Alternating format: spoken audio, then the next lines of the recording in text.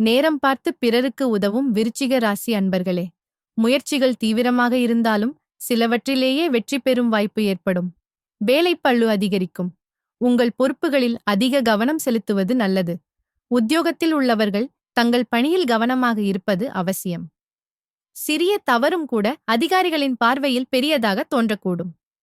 சொந்தத் தொழில் செய்பவர்களுக்கு புதிய வாடிக்கையாளர்களின் வருகையால் தொழில் ரீதியான முன்னேற்றமும் வருமானமும் வந்து சேரும். கூட்டுத் தொழில் வியாபாரத்தில் லாபம் சுமாராக இருந்தாலும் வழக்கமான லாபம் குறையாது.